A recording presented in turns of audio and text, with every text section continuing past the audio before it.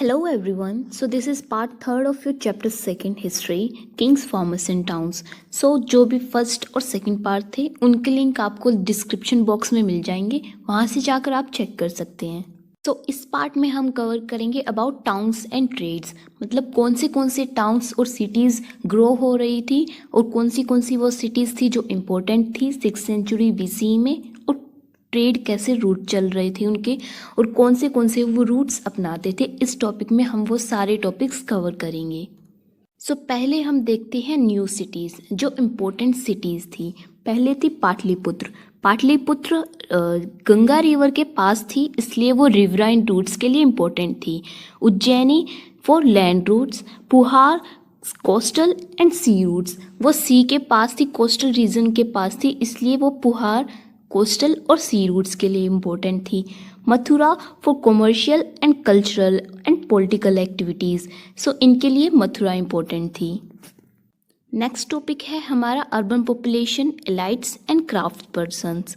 तो इस टॉपिक में हम कवर करेंगे अर्बन पॉपुलेशन के बारे में और जो आर्टिफैक्ट्स हमें आर्कियोलॉजिस्ट को मिले हैं जिनके द्वारा हम पहचान सकते हैं, जान सकते हैं हमारी हिस्ट्री के बारे में। सो पहला जो आर्टिफैक्ट वो है मिला है northern black polished where NBPW। सो ये माना गया है कि ये कोई वेसल होता होगा, कोई बर्तन या फिर कुछ पॉट वगैरह टाइप का होता होगा जो मेनली रिच के द्वारा ही यूज़ किया जाता था। और जो सेकंड जो है वो है मिले हैं ऑर्नामेंट्स, टूल्स, वेसल्स, वेपन्स, और जो बने होते थे गोल्ड, सिल्वर, कॉपर, ब्रॉन्ज, मतलब डिफरेंट आर्टिफैक्ट्स गोल्ड मेटल्स के साथ वो बने होते थे। और नेक्स्ट जो है वो है वोटिव इंस्क्रिप्शंस। अब वोटिव इंस्क्रिप्शंस क्या होते हैं? ये होते हैं कोई गिफ्ट या फिर डोनेशन जो वो रिलीजियस इंस्टीट्यूशंस को देते थे, उनका रिकॉर्ड जो मेंटेन करते थे वो होते थे वोटिव इंस्क्रिप्शंस। जो डोनर का नाम होता था डोनेशन करने के लिए वो भी उन पर लिखा होता था। और नेक्स्ट अभी जो कम्युनिटी थी वहाँ पर वो एक कम्युनिटी थी गिल्ड और श्रेणीज। अब ये क्या थी? ये एक ऑर्गेनाइजेशंस थी, एक ऑर्गेनाइजेशन होती थी ये जो क्राफ्ट प्रोडक्शन करते थे, और जो मर्चेंट्स होते थे जो ट्रेड वगैरह करते थे उनकी एक कम्युनिटी होती थी जिनमें ये डिस्कस करते थे कि उनको कैसा, मतलब किन के साथ ट्रेड करना है और कैसे प्राइस वगैरह, मतलब ये सारी चीज़ें उसमें डिस्कस करते थे। सो इन सब के बाद हमारा जो टॉपिक है वो है ट्रेड इन सब कॉन्टिनेंट एंड बियॉन्ड। जो उनका ट्रेड मेथड और जो जिनके साथ वो ट्रेड करते थे वो अभी हम इसमें जानेंगे। उनका जो लैंड और रिवराइन रूट होता था वो फैला हुआ था अरेबियन सी से ईस्ट तक, और जो North Africa, West Asia, Bay of Bengal, South East Asia, China, यहाँ तक वो ट्रेड करते थे। और जो ट्रेडर्स होते थे वो होते थे पैडलर्स, मतलब जो फुट से जो पैदल चलते थे। और जो मर्चेंट्स होते थे जो सी फेयर्स होते थे, मतलब जो सी के द्वारा, रूट के द्वारा जो ट्रेड करते थे। मर्चेंट्स के लिए तमिल में एक वर्ड यूज़ किया जाता था जिसको बोलते थे मसत्थुवन, और सेथिस और सत्थवाहास ये यूज़ किया जाता था प्राकृत लैंग्वेज में, जो यूज़ किया जाता था मर्चेंट्स के लिए। सो अभी हम जानते हैं कि वो क्या क्या गुड्स, क्या क्या सामान का वो ट्रेड करते थे।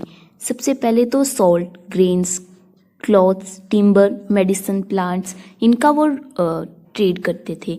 और जो रोमन एम्पायर था वो मेडिटेरियन सी के ऊपर था, तो वो अरेबियन सी और मेडिटेरियन सी के द्वारा वहाँ तक रोमन एम्पायर तक पहुँचते थे। रोमन्स क्या मंगवाते थे इंडिया से? पीपर, मेडिसिनल प्लांट्स और कुछ टेक्सटाइल्स के सामान।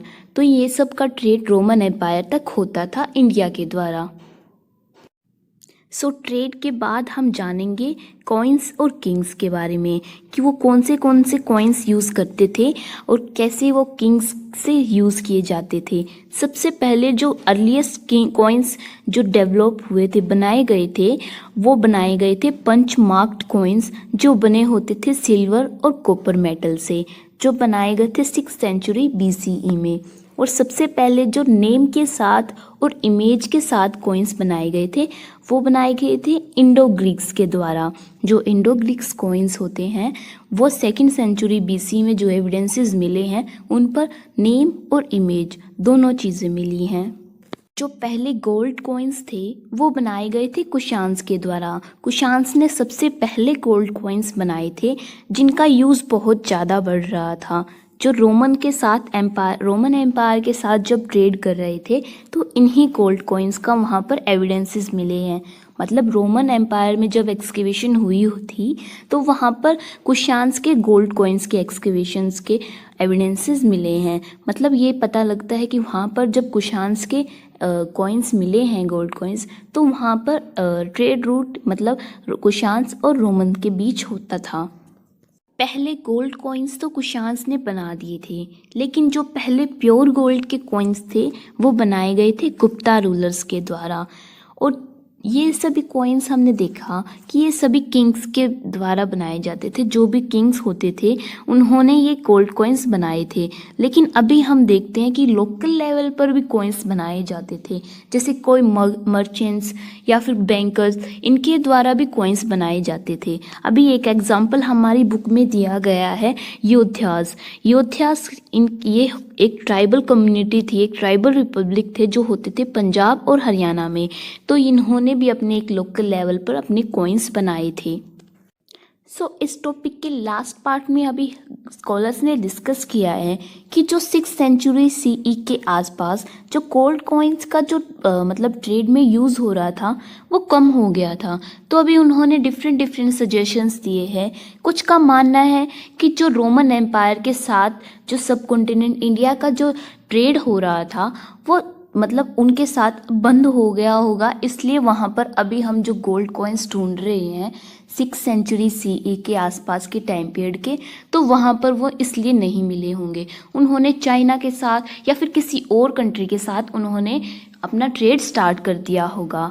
और जो नेक्स्ट जो उन्होंने सजेशन दिया है वो दिया है कि गोल्ड का ज़्यादा यूज़ हो रहा था कॉइन्स में, तो वहाँ पर कोई इकोनॉमिक क्राइसिस आया होगा। इन सब के व्यूज़ के बाद अभी हम बढ़ते हैं अपने नेक्स्ट टॉपिक की तरफ। हमारा जो 7th टॉपिक है चैप्टर का वो है बैक टू बेसिक्स। इस टॉपिक में हम पढ़ेंगे कि कैसे इंस्क्रिप्शंस की स्टडी की गई थी और जो स्क्रिप्ट थी हमारी ब्राह्मी और ख्रोस्टी, इनको कैसे डिसिफर किया था। हमने चैप्टर के स्टार्टिंग में तो पढ़ लिया था कि जेम्स प्रिंसेप ने ब्राह्मी और ख्रोस्टी इन दो स्क्रिप्ट्स को डिसिफर किया था। और हमने ये भी जाना था कि इंस्क्रिप्शंस की स्टडी को हम क्या बोलते हैं, एपिग्राफी, और जो स्टडी करते हैं उनको हम बोलते हैं एपिग्राफिस्ट। तो हम ये अभी जानेंगे कि ब्राह्मी को कैसे डिसिफर किया गया था। जो मॉडर्न लैंग्वेजेस हैं उनमें जो स्क्रिप्ट यूज़ की गई है वो ज़्यादातर ब्राह्मी को ही बेस बनाकर वो स्क्रिप्ट यूज़ की गई है। जो मॉडर्न लैंग्वेजेस हैं, जो ब्राह्मी स्क्रिप्ट है वो हमें अशोकन इंस्क्रिप्शंस पर भी मिलती है, जिसको डेसिफर किया था जेम्स प्रिंसेप ने। और लेट 18th सेंचुरी में जो यूरोपियन स्कॉलर्स थे और जो पंडित थे हमारे, उन्होंने बंगाली और देवनागरी इन दोनों स्क्रिप्ट को ब्राह्मी स्क्रिप्ट के साथ कंपेयर किया और इन्होंने जाना कि कैसे उनमें सिमिलरिटी है और कैसे उनकी स्क्रिप्ट हमारी स्क्रिप्ट से कैसे वो मिल रही है। तो इसकी हेल्प से इन्होंने ब्राह्मी स्क्रिप्ट को डेसिफर किया। अभी नेक्स्ट हम जानेंगे कि ख्रोस्टी स्क्रिप्ट को कैसे रीड किया गया था, कैसे उसको डेसिफर किया गया था।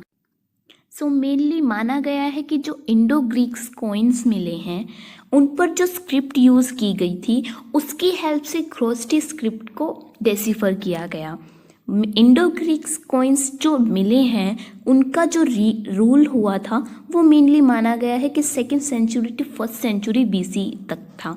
तो उनके जो कॉइन्स थे उन पर जो सिंबल था वो ख्रोस्टी और इंडो ग्रीक दोनों स्क्रिप्ट में यूज़ कर रखा था।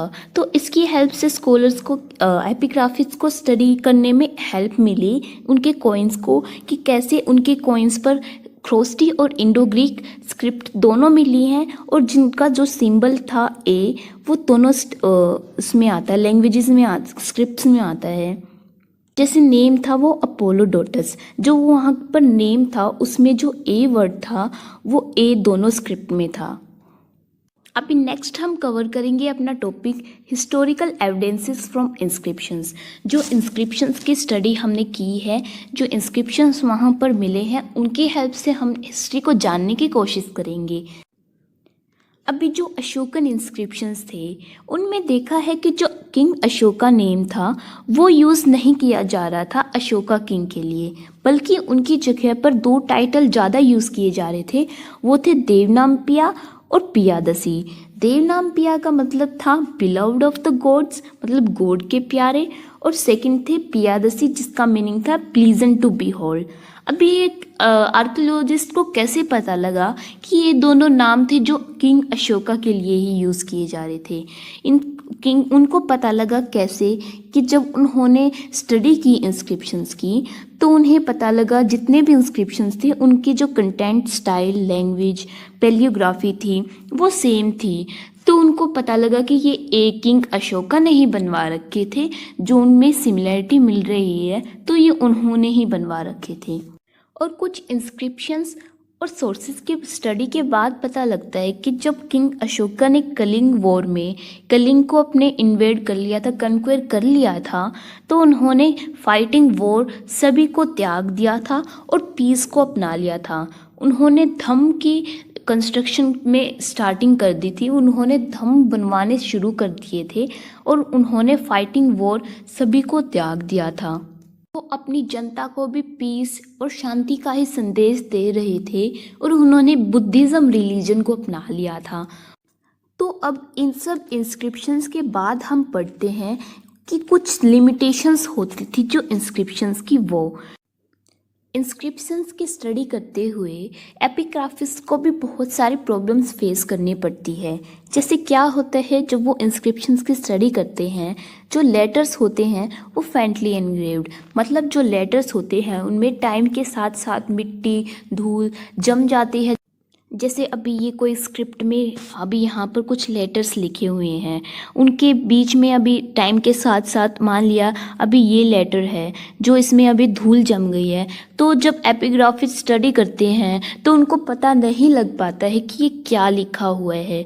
सो सबसे पहले जो उनकी प्रॉब्लम होती थी ये। और नेक्स्ट, जो टाइम के साथ साथ जो लेटर्स मिसिंग हो जाते हैं, मतलब जो पूरे ही लेटर वो मिस हो जाते हैं और टाइम के साथ साथ वो डैमेज हो जाते हैं, तो उनको इसमें भी बहुत सारी प्रॉब्लम्स फेस करनी पड़ती है स्क्रिप्ट को रीड करने में, उनके बारे में जानने के लिए, तो उनको प्रॉब्लम फेस होती है। और नेक्स्ट जो है वो है कि सारी जो लेटर्स होते हैं, जो स्क्रिप्ट होती हैं, वो स्टडी डेसिफर नहीं की जाती, और डेसिफर भी की जाती है तो वो ट्रांसलेट नहीं हो पाती, वो पब्लिश नहीं हो पाती। और नेक्स्ट जो है वो है कि जो भी उनमें लिखा होता है वो पॉलिटिकली और इकोनॉमिकली सिग्निफिकेंट नहीं होता, मतलब जो भी उन्होंने लिखा है वो ठीक नहीं माना जा सकता, क्योंकि वो वही पर्सपेक्टिव उनमें होते हैं जिन्होंने इसको कंपोज करवाया है या फिर जिन्होंने उसको कंपोज किया है। उनके अंदर हमें ज़्यादातर मेन जो आदमी होते थे, किंग होते थे या फिर जो अर्बन सेंटर्स होते थे, उनके बारे में ही पता लगा है। जो वहाँ पर रूरल एरिया होते थे या फिर जो एग्रीकल्चर वो यूज़ करते थे, जो हंसी गम जो भी होते थे, उनके बारे में हमें इतना पता नहीं लगा है इंस्क्रिप्शंस की स्टडी के बाद। सो अभी ये हमारी कंप्लीट हो चुकी है लिमिटेशंस ऑफ इंस्क्रिप्शन। सो इसी के साथ हमारा जो चैप्टर है second, Kings, farmers and towns, वो भी कंप्लीट हो चुका है। So thanks for watching. अगर आपको ये वीडियो हेल्पफुल लगा है तो प्लीज़ इसको अपने फ्रेंड्स और क्लासमेट्स के साथ शेयर कीजिए। और अगर आपको इस चैप्टर के और भी पार्ट चाहिए, फर्स्ट और सेकंड पार्ट, तो आपको उनके लिंक डिस्क्रिप्शन बॉक्स में मिल जाएंगे।